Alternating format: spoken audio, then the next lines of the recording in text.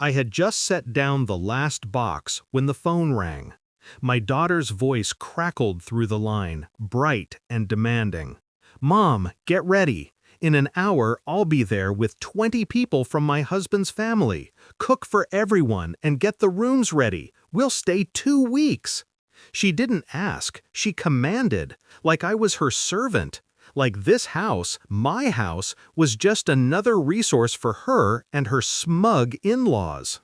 I stood in the half-empty living room, staring at the peeling wallpaper and the smell of fresh wood polish.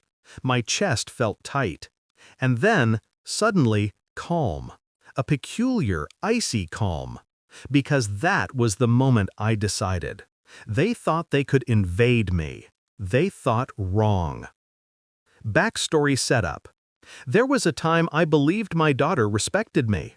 When she married that man, the one with the rehearsed smile and the family dripping with entitlement, I told myself it was her choice, that love was enough. At first, they came often, always hungry, always loud. I'd cook, serve, clean.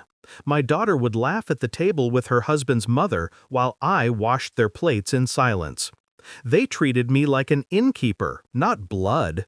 But when my marriage collapsed, when her father betrayed me and left, I needed her most. Do you know what she said? "Mom, don't drag me into your drama. I have my own family now." Her own family. As if I wasn't flesh of her flesh. As if I hadn't raised her alone when her father was absent. That sentence carved itself into me like glass. From then on, I stopped being blind. Discovery of betrayal. It was subtle at first. The way she never called unless she needed something.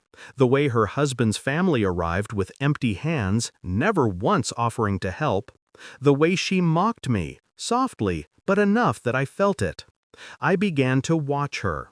I noticed how she used me as currency, boasting to her in-laws about my cooking, my house, my sacrifices, as if I existed to serve them.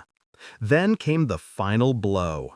I overheard her one evening whispering on the phone to her husband, "Don't worry, Mom will handle it. She always does. That's her job."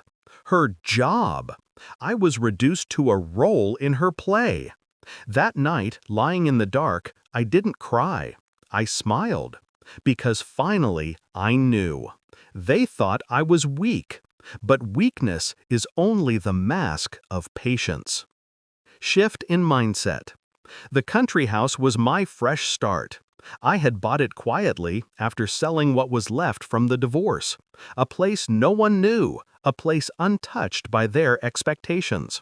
And when my daughter called that day, ordering me to prepare for an invasion, the pieces aligned. I didn't scream at her, didn't refuse. I said only, "Of course, come," because revenge is best served in silence. Execution of the plan. In the hour before they arrived, I prepared. Not food, not rooms. Something better. The dining table was bare, except for contracts I had neatly stacked. Papers that spelled out ownership of the house. Mine and mine alone. Every legal thread tied. Every loophole sealed. I removed every bed linen, every mattress, every pillow from the rooms.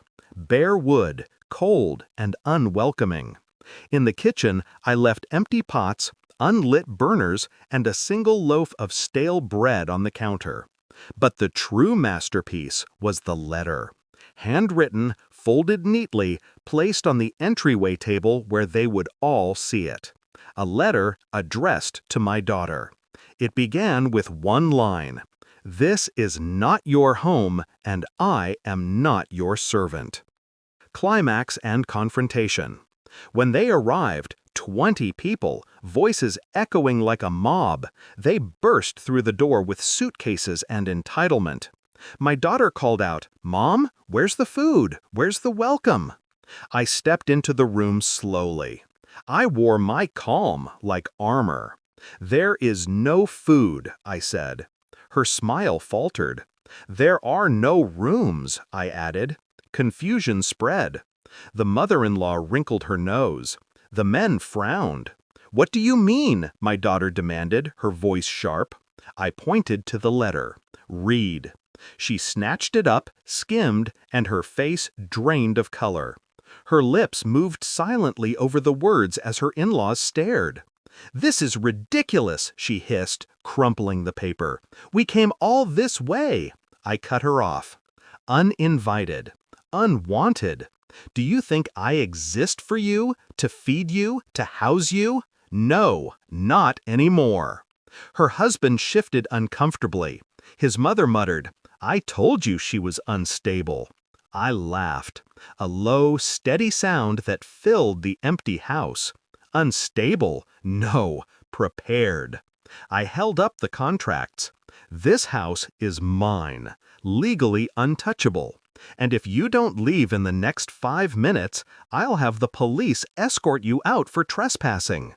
The silence that followed was delicious. Shock rippled through them.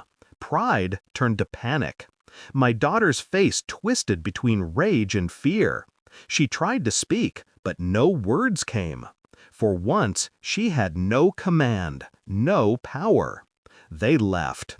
Suitcases dragged, voices hushed, like defeated soldiers retreating from a battlefield they never expected. Resolution and emotional release. When the door shut behind them,